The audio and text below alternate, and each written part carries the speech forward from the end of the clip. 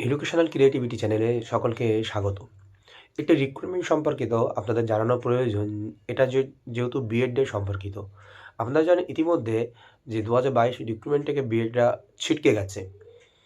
Debesh Sharma versus Union of ইন্ডিয়ার যে একটি অর্ডারে যেখানে বিএডরা প্রাথমিক শিক্ষকতার জন্য যোগ্য নয়, এমনকি টেট পরীক্ষায় বসতে পারবে না, এমনটাই ব্যাপার।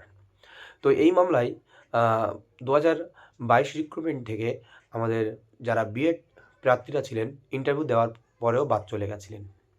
তো এমন একটি নোটিফিকেশান এখানে জারি হয়েছে, সেই নোটিফিকেশানে বা সেই রিক্রুটমেন্টে বিএডের কথা উল্লেখ ছিল যে বিএডরা প্রাথমিক নিয়োগ প্রক্রিয়ায় সুযোগ পাবে একটি যোগ্যতা হিসাবে ছিল গ্র্যাজুয়েশন পাস এবং বিএড থাকলেই চলবে, বা এরকম একটি যোগ্যতা কিন্তু সেখানে ছিল।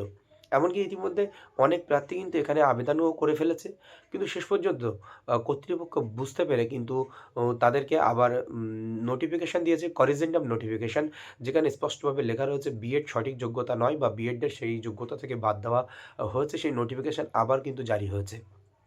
তো প্রথমে তাহলে কী ভেবে তারা দিয়েছিল? তারা কি Debesh Sharma versus Union of ইন্ডিয়ার অর্ডারটি জানতেন না? এই নিয়োগ প্রক্রিয়াতে সেই জন্য রেখেছিলেন। পরবর্তীতে জানতে পারার ফলেই কিন্তু বাদ দিয়েছে। এই বিএড নিয়ে কিন্তু ২০২২ রিক্রুটমেন্টে বিএডটা যাতে পরবর্তীতে আবার আবার সুযোগ পায়, সেইজন্য কিন্তু সেই সুপ্রিম কোর্টের সেই একটি অর্ডার ৫ জাজেস বেঞ্চেস যে অর্ডারটি ছিল, সেই অর্ডারের উপরে ভিত্তি করে কিন্তু ইতিমধ্যে সুপ্রিম কোর্ট এবং হাইকোর্টে মামলা করেছে।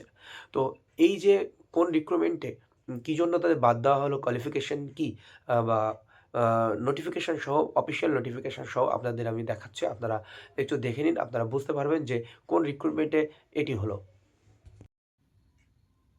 এটি হচ্ছে ইন্ডিয়ান রেলওয়ে ৭৩৮ জন প্রাথমিক শিক্ষক-শিক্ষিকা নিয়োগের ক্ষেত্রে নোটিফিকেশন হয়েছিল ৬ই জানুয়ারি। সেই ৬ই জানুয়ারি নোটিফিকেশন হয়েছিল এবং ৭ই জানুয়ারি থেকে প্রার্থীরা আবেদন করতে পারত। তো সেখানে সেই ৬ই জানুয়ারি নোটিফিকেশনে বিস্তারিত দেওয়া ছিল, যেটি ১৬ই ফেব্রুয়ারি আবেদন শেষ হয়ে যাচ্ছে। যেখানে বিভিন্ন যোগ্যতা ছিল, তার মধ্যে একটি যোগ্যতা ছিল graduation 2 years diploma in elementary education. তার নিচেই আপনারা দেখতে পাচ্ছেন graduation with at least 50% marks and bachelor of education BEd, post graduation with a minimum 50% marks or equivalent grade and 3 year in integrated BEd and MEd. তো এই degree কিন্তু সংশোধন করা হয়েছে, মানে নিশ্চয়ই কর্তৃপক্ষকে জানানো হয়েছে। কর্তৃপক্ষরা কনসার্ন হওয়ার পরেই কিন্তু আবার নতুন করে করিজেন্ডাম করেছে। আপনারা দেখতে পাচ্ছেন যে করিজেন্ডাম নোটিশ, করিজেন্ডাম 2। তো এখানে এই যে টু বি রিড অ্যাজ, এখান থেকে আপনারা দেখতে পাবেন যে বিএড যোগ্যতা কিন্তু আর নেই। এখানে 12 for it is equivalent with at least 50% marks and 2 year diploma in elementary education.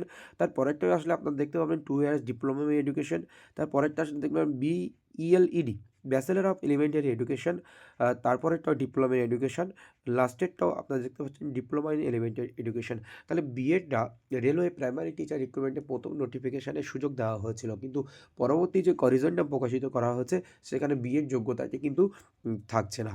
হচ্ছে, এটা জানার প্রয়োজন ছিল যে ভুলবশত কেন একটি কর্তৃপক্ষ অল ইন্ডিয়ায় যেখানে বিএডের বাদ দেওয়া হয়েছে সেখানে আবার যুক্ত করবে। এটা একটা প্রশ্ন দাঁড়াচ্ছিল। তাহলে অন্য সংস্থাগুলো তো এটার উপরে ভিত্তি করে আবার মামলা করে কোর্টের জটিলতা বাড়ত। এইজন্য এটি আপনাদের জানানোর প্রয়োজন হয়েছে, বা অনেক বিএড ইতিমধ্যে আবেদন করেছে, তাদেরও এটি জানার প্রয়োজন, সেইজন্য আপনাদেরকে আমি জানিয়ে দিলাম।